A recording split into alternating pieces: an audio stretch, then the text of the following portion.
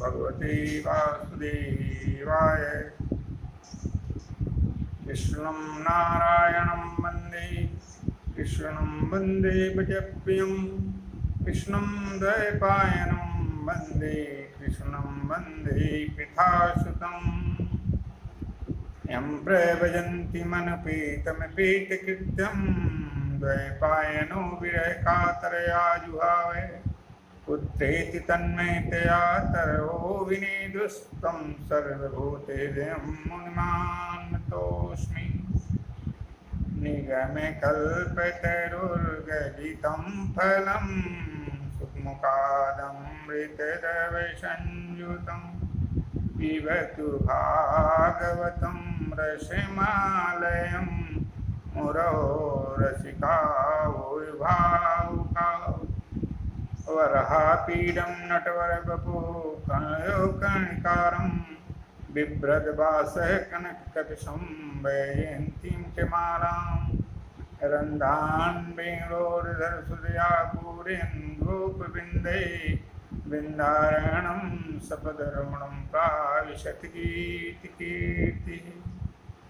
सच्चिदानन्दरूपाय विश्वोत्पत्त्यादिहेतवे तापत्रय विनाशाय श्रीकृष्णाय वयं नमः। सच्चिदानन्दरूपां तां गायत्रीं प्रतिपादितां नमामि महीमयीं देवीं धियो नः प्रचोदयात्। यति सततमाद्यं राधिका कृष्णयुग्मं व्रतसुकृतनिदानं यस्य हेतिः मूलम्।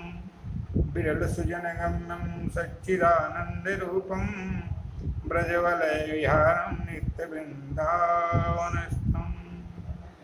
या श्रीशं सुकृतिनां भुवनेषु लक्ष्मी पापात्मनां कृतधियां हृदयेषु बुद्धि।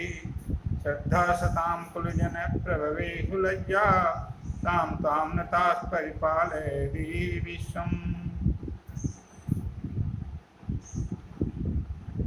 आज आप लोगों के बीच में अकाल मृत्यु के कारण एवं उससे बचने के उपाय तथा पूर्ण रूप से उससे निवृत्ति कैसे मिल सकती है, इस संदर्भ में वर्णन किया जाएगा। और तीर्थ की महिमा और तीर्थ किसे कहते हैं, इस संदर्भ में अवगत कराया जाएगा। आप लोगों से विनम्र निवेदन है, इसे ध्यानस्थ होकर श्रवण करते हुए मनन एवं हृदयंगम करते हुए अपने जीवन में इसे धारण करते हुए आत्म कल्याण के साथ समग्र सृष्टि के कल्याण में सहभागी बनते हुए समस्त सृष्टि में मंगल प्रदान करें। भारत देश तीर्थों का देश है। जितने तीर्थ भारतवर्ष में हैं, उतने तीर्थ के होने का कारण ही भारतवर्ष को गौरवशाली बनाता है। तीर्थ किसे कहते हैं? तारयति तीर्थ है, जो जीव को का उद्धार कर दे, तार दे, उसे तीर्थ कहते हैं। तीर्थ बने कैसे? दक्ष प्रजापति के यज्ञ में दक्ष के दुर्बुद्धि के फलस्वरूप भगवान शिव को उसमें यज्ञ में आमंत्रित न किए जाने के कारण रुष्ट होकर के माँ सती ने उस यज्ञ कुंड में अपने शरीर की आहुति दे दी और आहुति देने के बाद भगवान शिव को जब यह पता लगा और भगवान शिव वहाँ पे आए और माँ सती के उस जले हुए अंग को अपने कंधे पे लेकर के दौड़ने लगे और उनका प्रलयंकारी रूप पूरे सृष्टि के लिए एक प्रलय के रूप में उपस्थित होने लगा। तो भगवान विष्णु ने माता सती के उन अंगों का उच्छेद किया चक्र सुदर्शन के माध्यम से, और माता सती के कटे हुए अंग जिन जिन स्थानों पे गिरे वे शक्तिपीठ के रूप में परिणित हो गए और आज भी वे हैं और जन्म जन्मांतर युग युगांतर तक वे रहेंगे। और उनमें माता सती साक्षात अपने समस्त विभूतियों के साथ वहाँ पे विद्यमान रहती हैं और समस्त दर्शक गणों का एवं माता की भक्तों का जो भी श्रद्धा और विश्वास के साथ उन सिद्धिपीठों में प्रतिष्ठित माँ को का दर्शन करते हैं, उनकी समग्र मनोकामनाओं को पूर्ति का काम माँ जगदम्बा करती है। इस प्रकार से शक्तिपीठ कटे हुए अंग, जो मूल अंग कटे हुए थे उसमें 51 शक्तिपीठ और जो उसके अतिरिक्त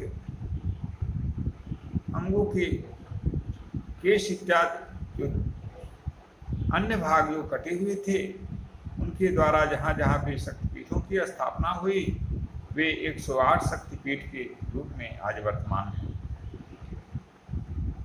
इस प्रकार भगवती जगदम्बा जो समस्त सृष्टि के कल्याणार्थ इस भूतल पे प्रतिष्ठित हैं, जो भी उनकी आराधना उपासना करता है सुनिश्चित है उसका कल्याण हो जाता है। और यही इस लोक में ही नहीं अपितु परलोक में भी माँ उन्हें अपने सानिध्यवास का शुभ अवसर प्रदान करते हुए समस्त ऐश्वर्यों और विभूतियों के साथ उन्हें संपन्नता प्रदान करती है। भारत देश के प्राण तीर्थ हैं। भगवान प्रभु ने दुष्टों के दमन के लिए, दुष्टों के विनाश के लिए एवं धर्म की स्थापनार्थ तथा सज्जनों की रक्षार्थ, संत महापुरुषों की रक्षार्थ, साधुजनों की रक्षार्थ जब अवतार लिया तो प्रभु ने जहाँ अवतार लिया और प्रभु की जो कर्म भूमि रही है वह भी भारत ही रही है, और प्रभु के चरण रज जहाँ भी पड़े वे समस्त स्थान तीर्थ के रूप में प्रतिष्ठित हैं। जैसे अयोध्या में भगवान श्री राम ने अवतार लिया और अवध धाम आज सबसे प्रिय और सबसे जन जन के जो सबसे प्रिय भगवान श्री राम और सबसे प्रिय जो माँ सीता हैं उनका धाम अयोध्या आज भी माँ सरजू के साथ भक्तों के समस्त कामनाओं को पूर्ति करते हुए पूर्ण रूप से कल्याण करता है। भगवान रुद्रावतार हनुमान जी अयोध्या में हनुमानगढ़ी के रूप में प्रतिष्ठित हैं। उनका भी प्रतिष्ठित होना पूर्ण रूप से तीर्थ के रूप में प्रतिष्ठित करता है। इस प्रकार भगवान तो जहाँ जहाँ भगवान ने अपने भक्तों को कल्याणार्थ अपनी चरण रज प्रदान की वे सारे स्थान तीर्थ रूप में प्रतिष्ठित हैं। आइए तीर्थ की महिमा के बारे में जानें। तप और तीर्थ दोनों की महिमा का वर्णन वाणी की शक्ति के बाहर हो जाता है, क्योंकि तीर्थ में जो भी जीव पहुंचता है और उसकी तीर्थ की महिमा को जानते हुए उसमें यज्ञ यज्ञादिक अथवा अनुष्ठान एवं दर्शन स्पर्शन करता है, वह पवित्र हो जाता है। किंतु नियमानुसार उस पवित्रता के बाद पुनः जो निषिद्ध कर्म हैं, जो वेद विरुद्ध कर्म हैं, जो शास्त्र मर्यादा के विपरीत कर्म हैं, शास्त्र में, वेदों में, पुराणों में, उपनिषदों में जिनका निषेध किया गया है, उन कर्मों से यदि वह वंचित रहता है तो निश्चित ही वह पाप मुक्त हो जीवन जीता है और मरने के बाद उसका पूर्ण रूप से कल्याण हो जाता है और इस लोक में उसे सुख शांति और आरोग्य की प्राप्ति होती है। किंतु तीर्थ के सेवन के बाद भी यदि वह वहाँ से आने के बाद पुनः निषिद्ध कर्मों में लोक मर्यादा का ध्यान न करते हुए, शास्त्र मर्यादा का ध्यान नहीं करते हुए निषिद्ध कर्मों में प्रवृत्त होता है तो सुनिश्चित है उसका पतन हो जाता है और उसका विनाश हो जाता है और उसकी अधोगति हो जाती है।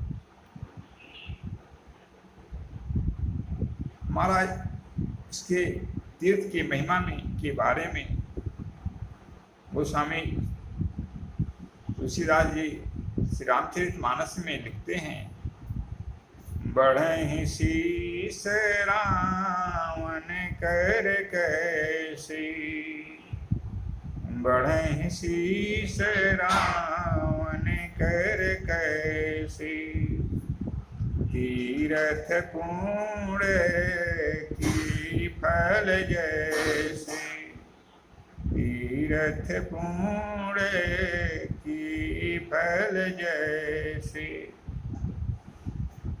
भगवान श्री राम जब रावण के शीश का बार बार उच्छेदन करते हैं, काटते हैं, तो उसके नाभि में अमृत वास करने के कारण और भगवान ब्रह्मा और शिव के द्वारा अजय होने के कारण उसके भगवान शिव के आशीर्वाद से उसके शीश बार बार एक शीश कटने के बाद पुनः हुए आकर के जुड़ते हुए इस तरह से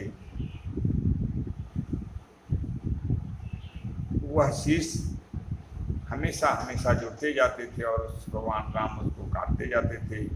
इस तरह से जिस तरह से रावण के शीश निरंतर बढ़ते थे भगवान प्रभु श्री राम के काटने के बाद, उसी तरह से तीर्थ में जो पूर्ण किए जाते हैं वे अच्छे होते हैं और वे हमेशा बढ़ते ही हैं, उसमें किसी भी प्रकार की कमी नहीं आती। ये तीर्थ की महिमा है। अब अकाल मृत्यु के बारे में हम और आप देखते हैं कि सुखी परिवार एकाएक विषादग्रस्त हो जाता है, क्योंकि ऐसी ऐसी घटनाएं घट जाती हैं इसके कारण उसके जीवन में सारी सुख शांति छिन जाती है और वह जीव विनाश को प्राप्त हो जाता है और उसका समय भी मृत्यु के पहले ही उसका विनाश हो जाता है, जो पूरे घर के लिए कष्ट का विषय बन जाता है, परिवार के लिए कष्ट का विषय बन जाता है। इसके पीछे क्या कारण है और उससे बचने के क्या उपाय हैं, इसके बारे में आप लोग श्रवण करें। मनुष्य के द्वारा किए गए घोर पाप, उत्कट पाप ही अकाल मृत्यु के कारण होते हैं। जब मनुष्य प्रज्ञापराध करता है और इतना जान करके वह किया गया अपराध ऐसा अपराध करता है कि उसकी कोई भी उसके पाप के प्रायश्चित नहीं होते हैं और उनका प्रायश्चित भी वह नहीं कर पाता है और उसकी मृत्यु हो जाती है, तो वे घोर पाप अग्रिम जीवन में उसके लिए अकाल मृत्यु के रूप में उपस्थित होते हैं और उस जीव का समस्त पूर्ण उस उतने दिन की आयु में होने के कारण उतने ही दिन तक के लिए उसके पूर्ण शेष रहते हैं और समस्त पूर्ण उसके समाप्त हो जाते हैं उसके उतने समय के बाद और उस जीव का विनाश हो जाता है, मृत्यु हो जाती है। इसलिए अकाल मृत्यु में घोर पाप ही उसका मूल कारण है और उस घोर पाप से बचने का उपाय क्या है कि हम सद्बुद्धि प्राप्त करें, सत्कर्मों में प्रवृत्त हों, सत भावनाएं हमारी बने, सत्पुरुषों का समागम हो, सत्संगति से हमारे जीवन का एक मूल अंग बने और प्रभु के नाम रूप लीला धाम से अहरनिश जुड़े रहें। कभी भी प्रभु हमसे दूर न रहें, उनकी कृपा दृष्टि सदैव हम और आप पे बनी रहे। इस तरह से यदि जीवन मनुष्य जीता है तो सुनिश्चित है उसका अकाल मृत्यु नहीं होता। अकाल मृत्यु के उपाय के बारे में लिखा गया कि भगवान के चरणोदक का जो नित्य पान करता है, अर्थात भगवान के चरणोदक का पान करने वाला व्यक्ति नित्य से जो पान करता है, उस व्यक्ति का, उस जीव का अकाल मृत्यु नहीं होता है। लिखा गया अकाले मृत्यु हरणम सर्वव्याधि विनाशनम विष्णु चरणोदकम पीत्वा पुनर्जन्मे निविद्यते। अकाले मृत्यु हरणम सर्वव्याधि विनाशनम विष्णु चरणोदकम पीत्वा पुनर्जन्मे निविद्यते। अकाल मृत्यु हरणम, भगवान के चरणों का चरणोदक पीने वाले की स्थिति क्या होती है? अकाल मृत्यु हरणम, वह चरणोदक भगवान का पिया के चरणोदक को पीने से अकाल मृत्यु हरणम, अकाल मृत्यु को हरण कर देता है। वह सर्वव्याधि विनाशनम, और सभी लोगों का विनाश कर देता है। अर्थात लोग समूह जितने भी हैं वे समस्त उससे दूर हो जाते हैं, उसको कष्ट नहीं पहुंचा पाते हैं। भगवान के श्री चरण कमलों का चरणोदक पीने मात्र से। विष्णु चरणोदकम पीत्वा पुनर्जन्मे निविद्यते, और यही नहीं, भगवान विष्णु के चरणोदक को पीने वाले का पुनर्जन्म नहीं होता है, अर्थात वह भगवान के धाम में सायुज्य मुक्ति प्राप्त करता है। भगवान से उसका पुनर्जन्म नहीं होता है। आगे फिर लिखा गया शालिग्राम शिलातोयम जय पिबेद बिंदु मातरम, शालिग्राम शिलातोयम जय पिबेद बिंदु मातरम, सर्व पाप निर्मुक्तो गच्छेत सदनम हरे। शालिग्राम शिलातोयम, शालिग्राम जो भगवान का साक्षात श्री विग्रह है, उनको स्नान करा करके उसका एक बिंदु भी, एक बूंद भी यदि जो पी लेता है, से सर्व पाप निर्मुक्तो, वह समस्त पापों से मुक्ति प्राप्त कर लेता है और वह भगवान के धाम का अधिकारी बन जाता है। इस प्रकार भगवान ने इस भूलोक में ऐसी सुगम और सहज व्यवस्था प्रदान की है, जिसके माध्यम से, जिसके द्वारा हम अकाल मृत्यु से पूर्ण रूप से मुक्ति प्राप्त कर सकते हैं। अकाल मृत्यु का कारण घोर पाप एवं घोर पाप के द्वारा, अर्थात तदजन्य अज्ञान द्वारा उत्पन्न बुद्धि है। इसलिए भगवान से जुड़ें, भगवान नाम से जुड़ें, भगवान के चरणोदक का पान करें। भगवान द्वारा जो से चरण कमलों के पड़ने से जो तीर्थ प्रतिष्ठित हैं, उन तीर्थों में पग अपना अवश्य में स्पर्श कराएं, उस धाम में जाएं, संत महापुरुषों का समागम करें, समय का सदुपयोग करें, समय का एक मिनट भी दुरुपयोग न करें, सदकर्मों में और सद बुद्धि के साथ जीवन जीने का प्रयास करें। लिखा गया, पग पवित्र तीर्थ किए, कर पवित्र किए दान, मन पवित्र हरि ध्यान सो, मुख पवित्र हरि नाम। पग पवित्र तीर्थ की, हमारे पैर कैसे पवित्र होते हैं? तीर्थों में जाने से। जब हम तीर्थ का सेवन करते हैं, तीर्थों में जाते हैं, तो तीर्थ के जाने का जो देखने का, जाने का लाभ हमें प्राप्त हो जाता है और हम पवित्र हो जाते हैं, हमारे चरण पवित्र हो जाते हैं, हमारी मनोभावनाएं पवित्र हो जाती हैं, हमारे हृदय पवित्र हो जाते हैं, शरीर पवित्र हो जाता है, क्योंकि वहाँ भगवान ने उनको पवित्र कर दिया है, उन स्थानों को। और जो स्वयं पवित्र है, वहाँ पे जो भी लोग जाते हैं वे पवित्र हो जाते हैं। कर पवित्र किए दान, और हाथों की पवित्रता दान से होती है। अब दान किसे कहते हैं? सद पात्र व्यक्ति को उसके प्रसिद्धनार्थ अथवा उसको जो भी हम अपने द्वारा उस प्रदान करते हैं, उसे दान की संज्ञा दी गई है। दान का अर्थ ही है देना। देने का अभिप्राय सत पात्र को दें, तो हमें दान का जो सद पात्र को देने का जो दान का फल है, उसे हमें प्राप्त होता है। यदि हम उस दान को असद व्यक्ति को देते हैं, तो वह अन्याय में उस धन का प्रयोग करता है और उस असद दान का तामसी दान के रूप में प्रतिष्ठित हो जाता है और उसे हमें अच्छे फल की प्राप्ति नहीं होती है।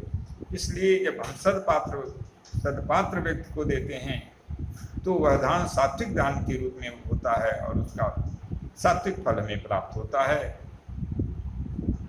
और जब हम कामना परक दान देते हैं, पुनः उसकी इच्छाओं के साथ, तो उसके दान का फल हमें राजसी दान में पवित्र हो जाता है और उसके कामना से संबंधित फल हमें प्राप्त होते हैं, जो बंधन कारक होता है जीव को। और सात्विक दान मोक्ष का कारण बनता है, जीव की उद्धार का कारण बनता है।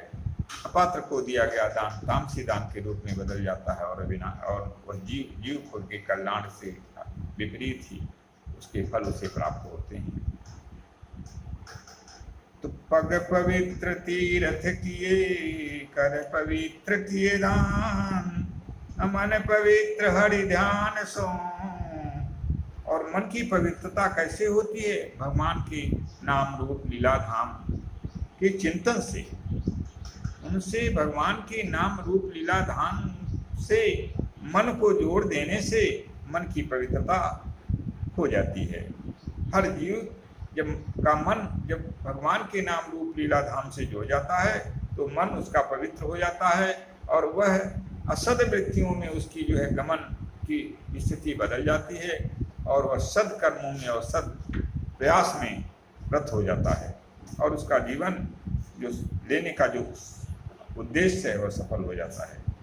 मुख पवित्र हरि नाम, और मुख की वाणी की पवित्रता भगवान के नाम के जाप से, नाम लेने से वाणी की पवित्रता हो जाती है।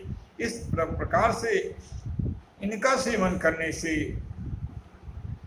हमारे पूरे शरीर की पवित्रता हो जाती है और हम भगवान के धाम और भगवान के परम कृपा के अधिकारी बन जाते हैं। इसी को चाणक्य जी अपने चाणक्य नीति में लिखते हैं। नीति की उद्भट विद्वान श्रोत्रं सुतेनैव न तु कुण्डलेन दानेन पाणिर्न तु कंकड़ेन। श्रोत्रं सुतेनैव न तु कुण्डलेन दानेन पाणिर्न तु कंकड़ेन। विभाति कायः करुणापराणां परोपकार न तु चंदनेन। श्रोत्रम सुते नैव, कान की शोभा भगवान के नाम रूप लीला धाम के गुणानुवाद को सुनने से कान की शोभा होती है। कान न तो कुंडलेन, न तो कुंडल धारण करने से कान की शोभा नहीं होती है, अपितु भगवान के नाम रूप लीला धाम यश गान कीर्तन को श्रवण करने से कान की शोभा होती है। दानेन पाणिर्न तु कंकड़ेन, और हाथ की शोभा कंगन से नहीं होती है, बल्कि दान करने से हाथ की शोभा बढ़ जाती है। अर्थात दान, हाथ जब जिन हाथों से दान किया जाता है वे हाथ पवित्र हो जाते हैं और उनकी शोभा दान करने से उनकी शोभा बढ़ती है और वे परम सौभाग्यशाली हो जाते हैं। विभाति कायः करुणापराणां, जिनके अंदर दया भाव होती है उनकी शरीर की शोभा बढ़ जाती है। जो परोपकार में जिनकी भावनाएं लगती हों, जो परोपकार जिनके द्वारा होता हो, जो परोपकार में वृत्तियां जिनकी खिंचती हों और जो उनकी वृत्तियों के माध्यम से परोपकार का मन चिंतन करता हो और परोपकार जिनके क्रिया रूप में होता हो, ऐसे करुणा से जुड़े हुए लोगों के द्वारा इस शरीर की शोभा होती है, न तो चंदन लगाने से शरीर की शोभा होती है। इस तरह से हम माँ के श्री चरण कमलों में अपने भावपूर्ण